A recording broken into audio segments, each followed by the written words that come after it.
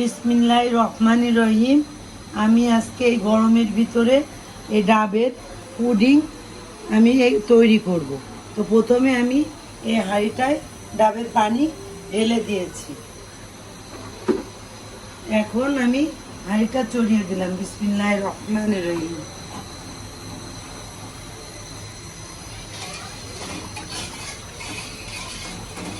এর মধ্যে কোনো চিনি নাই, শুধু হলো ডাবের পানি।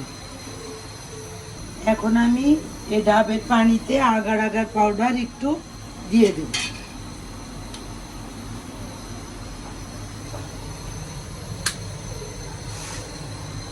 এবার আমি এটা নাড়াতে থাকবো। প্রচণ্ড গরমে যদি ডাবের পুডিং খাওয়া হয় তাহলে শরীরটাও ঠান্ডা থাকে, মনও ভালো থাকে, এতে অনেক উপকার হয়।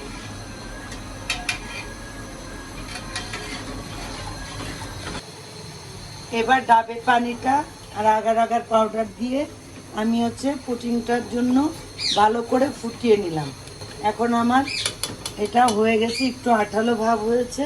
এখন আমি নামিয়ে নেব। এবার আমি একটা বলে এটা ঢেলে নেব। বিসমিল্লাহির রহমানির রহিম।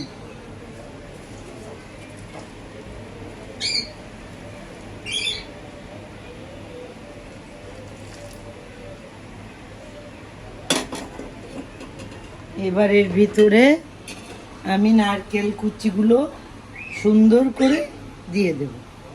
বিসমিল্লাহির রহমানির রহিম।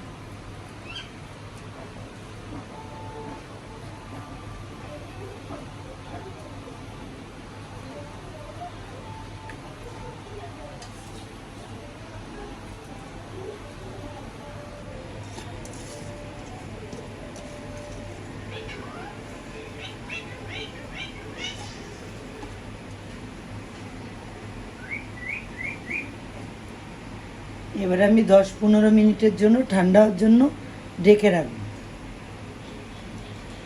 পুডিংটা কমপ্লিট। এখন আমি ফ্রিজে ঠান্ডা হতে দেব। এটা খেয়ে দেখবেন, খুব হেলদি।